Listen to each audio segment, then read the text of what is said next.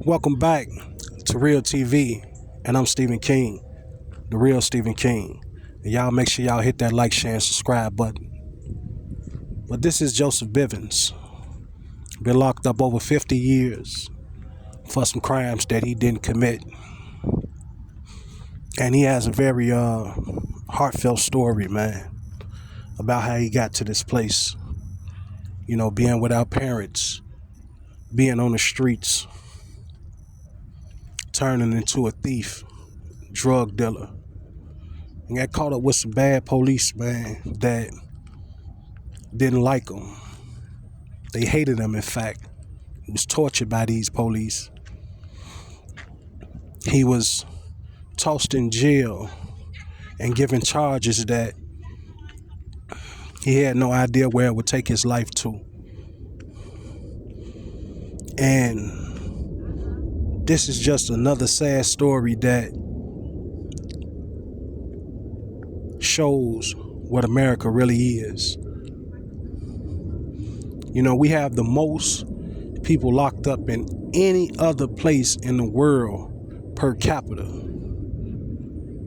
The prison system has become a business where people profit off the suffering and torture of black men, black women, Hispanics, so-called whites. And when you get into these places, if you don't know God, if you don't seek God, it will turn you into an animal. And that's why they say there's nothing that can separate you from the love of God, because even in the worstest of places, you can find God's peace. And this is very close to heart, because at 17 years old, I found myself caught up in the streets, caught up in a criminal case where I ended up having to shoot two people who violated my sister, and I was facing 25 to life. Where I could still be in 2024, still incarcerated for that case. But God saw fit to let me free. God saw fit to have grace upon my life to do something better with my life.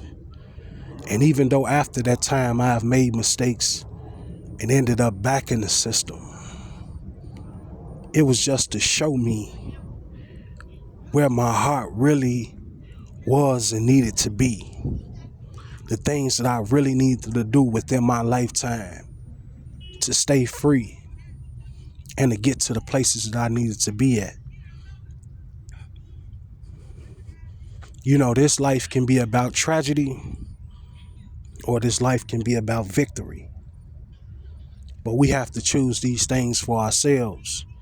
And a lot of times, the past can become too overwhelming for you to truly reach your future, your greater purpose in this universe. And as I listened to this man, he asked for the youth to stand on his shoulders, to learn from his experiences, so they wouldn't end up in these situations. And this is for the youth. If you're going through some things, man, you feeling lost, you feeling hopeless, seek the Most High, man. Seek God everywhere that you can. Continue to look within inside of yourself, because there is hope. There is relief from the pain and the trials and tribulations that you have experienced in your lifetime. There is a way out for you.